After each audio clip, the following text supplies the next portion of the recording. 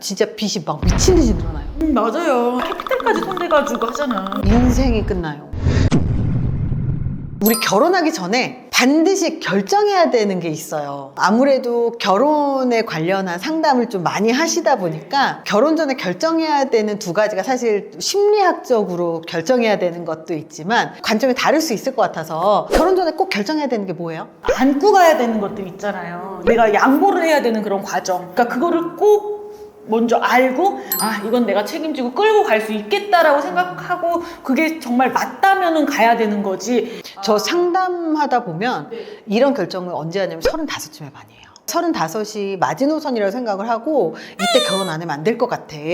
그래서 남자가 약간 충동적이거나 욱하거나 그런데도 맞아요. 결혼하면 달라지겠지, 고쳐지겠지 이런 마음으로 하고 또 반대로 뭐 이런 경우도 있어. 내가 이 집안을 두 집 살림, 세 집 살림을 할 수 있어. 잘못된 자신감인 거지. 안 되거든요. 근데 그걸 내가 안고 가야지 라고 생각을 하는 사람이 있는데 그거에 대해서 모든 걸 이렇게 정리를 잘해야 될 것 같아요. 그래서 그 사람의 어떤 생활하는 걸 전체적으로 보고 내가 안고 갈 수 있는 거는 반드시 안고 가고, 근데 지금 말씀하신 것처럼 폭력성이라든지 이런 게 보이면 그걸 안고 가는 게 아니죠. 결혼에 대한 환상이 좀 있어서 결혼하면 약간 알콩달콩 사는 것만 상상하는 것 같아. 남자 입장에서는 여성의 사치. 그거 감당 못하지.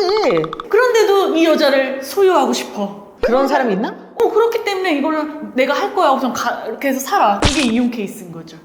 경제관념이 다르니까. 근데 그거를 그냥 결혼하면 달라지겠지, 아나바다 하겠지 이런 마음으로 시작을 한다고. 안 달라져. 그리고 여자 입장에서는 남자를 볼 때 그 남자가 뭐 사채 끌어다가 주식을 하는지 이런 것도 좀 봐야 되지 않을까요? 그거 되게 중요하죠. 그냥 이렇게 지금 하나씩 예를 그냥 제 생각으로 들었는데 그게 그냥 전체적으로 딱 하나로 얘기를 하면 경제관념이에요. 경제관념. 그치, 경제관념. 그러니까 남자든 여자든 돈에 대한 경제관념이 다르잖아요. 그럼 서로 되게 괴로워요. 참 우리 맨날 계속 지금 돈 얘기만 하는데 어쩔 수 없는 것 같아요. 그러니까 생존이기 때문에 돈 얘기는 되게 중요한 것 같아요. 의식주가 필요하다고 했잖아. 그 의식주도 다 이게 경제 있잖아요. 일단 먹고 사는 문제니까 네. 같이 잘 먹고 잘 살려고 맞아요. 그러는데 뭐 사랑만 해요. 사랑은 어떻게 먹는 거예요?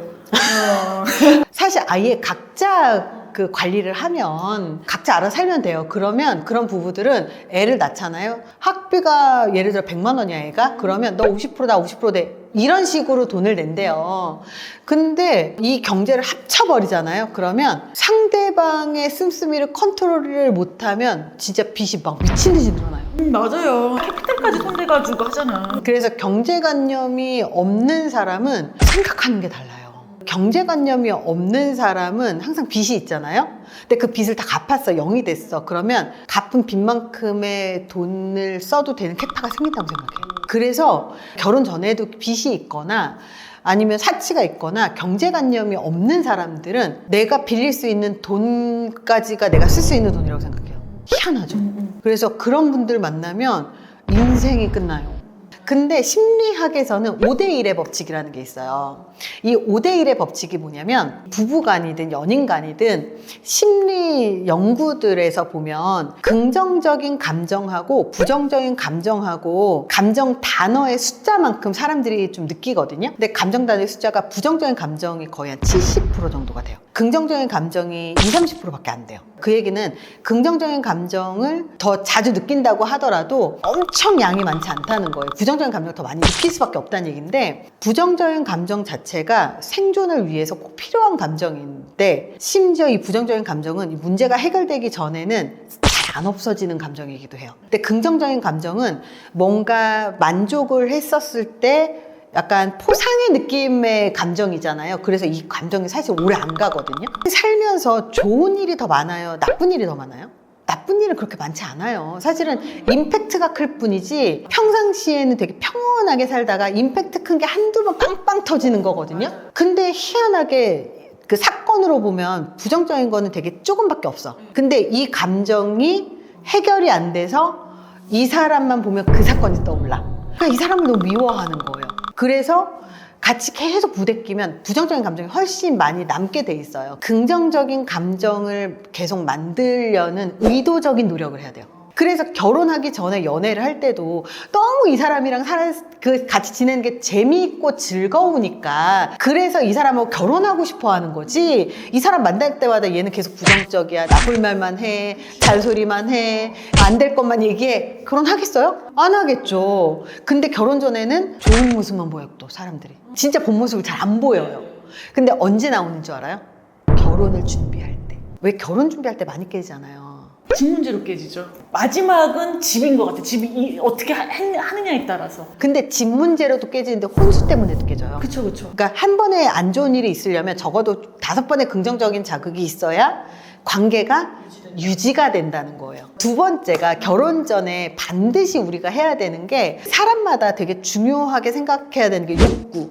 인정받고 싶은 욕구? 중요하죠, 중요하죠. 존경받고 싶은 욕구, 뭐 생존의 욕구, 안전의 욕구, 자신의 욕구, 이런 다 욕구들이 있잖아요. 이 욕구가 사람마다 달라요. 이 가정이라고 하는 게 되게 중요해서 이게 소속의 욕구에 들어가요. 그래서 사랑을 주고 사랑을 받는 욕구, 이런 것들이 대부분 다 이 소속의 욕구거든요. 그래서 이 소속이라고 하는 게 가정의 소속일 수도 있고 직장의 소속일 수도 있고 이제 국가의 소속일 수도 있고 이 소속의 크기가 좀 다르긴 한데 이 가정의 소속의 욕구로 딱 되어 있는 사람은 가정이 제일 중요한 거예요. 성취 욕구가 되게 강하신 분들 있잖아요. 그러면 가정보다 성취 욕구, 이거보다 좀 더 큰 범위에서 직장에서 성취, 인정받고 싶은 욕구. 그러면 만약에 와이프는 가정 내 소속의 욕구가 더 중요한 큰 사람이고 남자는 성취 욕구가 큰 사람이야. 어떻게 될까? 맨날 싸우겠죠. 서로 뭘 원하는지를 명확하게 알고 이걸 서로 협의해 나갈 수 있어야 돼요. 결국은 커뮤니케이션 능력. 맞아요.